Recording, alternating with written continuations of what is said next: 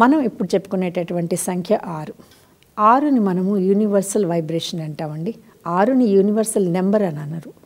Universal vibration అంటే ఈ 6 ఎప్పుడైనా ఎక్కడైనా ఎలాగైనా సుఖంగా ఉండడానికే పరిస్థితిని కల్పిస్తుంది. ఎందుకంటే 6 నెంబర్గా రెస్పాన్సిబిలిటీ తీసుకుంటే 6 డెస్టినేషన్గా అనేక రకాల సౌఖ్యాలను ఇవ్వటంలో వెనుకంజ వేయదు. అలాగే 6 వీళ్ళు కొద్దిగా కష్టపడ్డా చాలండి, అపరిమితమైనటువంటి సక్సెస్ వీళ్ళకి స్వంతం అవుతుంది. కాకపోతే 2017లో 6 అనేది 1, 7కి మధ్యలో సంధిలో ఉంది అని చెప్పాల్సి వస్తుంది. మనం 1, 7 ఈ 2 వైబ్రేషన్స్కి 6 అనే వైబ్రేషను సంధిలో ఉంది. 6 వైబ్రేషను ఎటువంటి పదవినిచ్చినా ఏదో ఒక రకంగా పదవి చేజారటం అండి. అది ఏ రకంగా అయినా కావచ్చు, జరగటం జరుగుతుంది.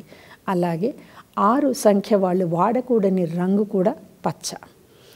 6 సంఖ్య వాళ్ళు ఎక్కువగా వాడుకోవాల్సినటువంటిది మనము యాష్ కలర్ అని అంటుంటాం చూడండి. యాష్ కలర్లో బ్లూ కలర్ మిక్స్ ఉన్నటువంటిది ఈ 6 సంఖ్య వాళ్ళు వాడుకోవాలి. 6 వైబ్రేషన్ వాళ్ళు యాష్ కలర్ని ఎక్కువగా వాడుకుంటే సరిపోతుంది. కలర్కి ఎందుకు ఇంపార్టెన్స్ అని మనం అనుకున్నట్లయితే కనుక మనిషి జీవితంలో 24 గంటల్లో దాదాపుగా 24 గంటలు ఏదో ఒక కలర్ని ధరించి ఉంటాడండి. అలాగే కళ్ళు మూసుకున్నా కూడా ఒక్కొక్క వ్యక్తికి నలుపు రంగు కనపడచ్చు, కొంతమందికి గాఢంగా ఉండేటటువంటి రెడ్ కలర్ వస్తుంది, అలాగే మెజెంటా కలర్ ఒకటి వస్తుంది, పింక్ కలర్ వస్తుంది, లైట్ గ్రీన్ వస్తుందండి, చివర్లో ఎల్లో వస్తుంది. అంటే ఇవన్నీ కూడా ఒక మనిషి శక్తికి సూచికలు అని అంటాం.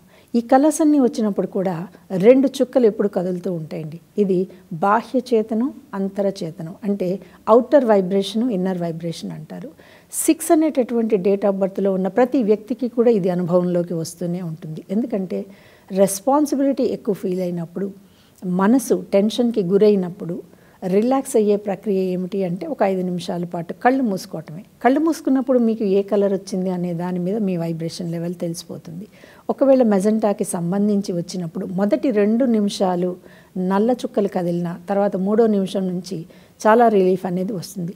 ఈ టెక్నిక్ మనం ఏ పేరు పెట్టుకున్నా 6 సంఖ్య వాళ్ళు, 6 వైబ్రేషన్ వాళ్ళు, 6 డెస్టినీ నెంబర్గా ఉన్నవాళ్ళు, ఈఎస్పి లెవెల్లో 6 90% ఉన్నవాళ్ళు దీన్ని పాటిస్తే, వెరీ స్మాల్ వైబ్రేషన్ అండి ఇది, అండ్ వెరీ స్మాల్ చిట్కా కూడా, ఇది పాటిస్తే కనుక పెద్దగా వేరే ఏ రెమెడీస్ అవసరం ఉండవు.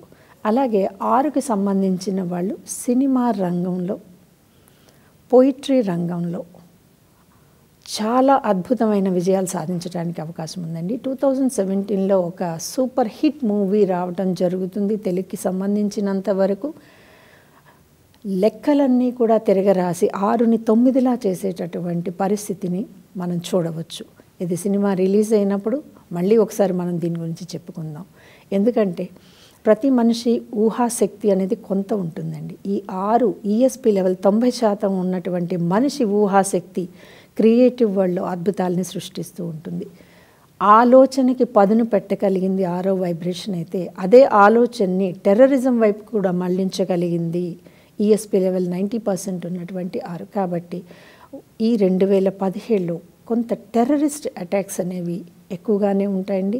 ఎస్పెషల్లీ మన బార్డర్ విషయంలో తీసుకున్నట్లయితే కనుక ఏదో ఒకటి ప్రతి నిమిషం అల్లకల్లోలంగానే ఉంటుంది.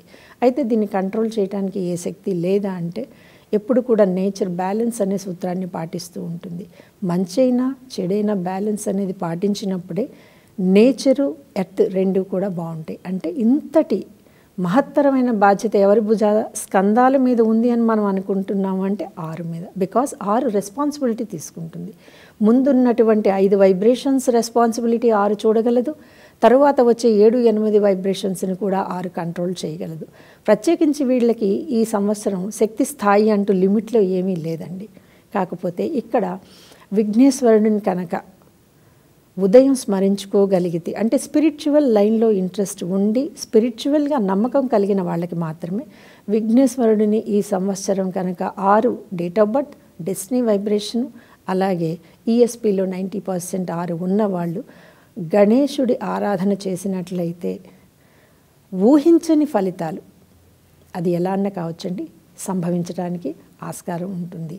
అయితే ఎప్పుడైతే మనం గణేశుడి ప్రార్థన, గణేష్ పూజ అని అనుకుంటామో ఈ 6 అనేటటువంటి వాళ్ళు దుర్గకు సంబంధించి, చండికి సంబంధించి ఎటువంటి హోమాలని కానీ, పూజని కానీ, జపాలని కానీ చేయకూడదు. ఎందుకంటే పరస్పరమైనటువంటి శక్తులు రెండు ఒకే లైన్లో వచ్చినప్పుడు ఒక్కొక్కసారి సంభవిస్తుంది అని అంటారండి.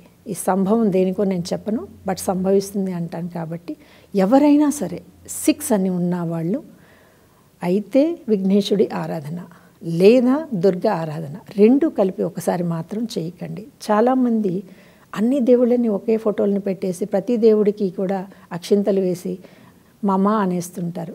ఇక్కడ ఎనర్జీ కూడా మమ అయిపోతూ ఉంటుంది. సో అద్భుతాలు సాధించగలిగేటటువంటి అందలం ఆరిచ్చిన టెర్రరిస్ట్కి సంబంధించి విపరీతమైన ఘర్షణని కూడా ఆరేస్తుంది. ఇదే 2017లో ఉన్నటువంటి కొంచెం నెగటివ్ ఇష్యూ అండి. కొంచెం కాదు, ఎక్కువ నెగటివ్. కాబట్టి 6 అనేటటువంటిది ఏ రూపంలో వచ్చినా మీ పేరు ఏ నెంబర్లో ఉందో మాత్రం చూసుకోవటం మర్చిపోకండి. బికాస్ ఈ 6 అనేది వెళ్ళి గణేష బీజ రూపంలో ఉన్న పేరులో మీ పేరు ఉందనుకోండి, పర్వాలేదు.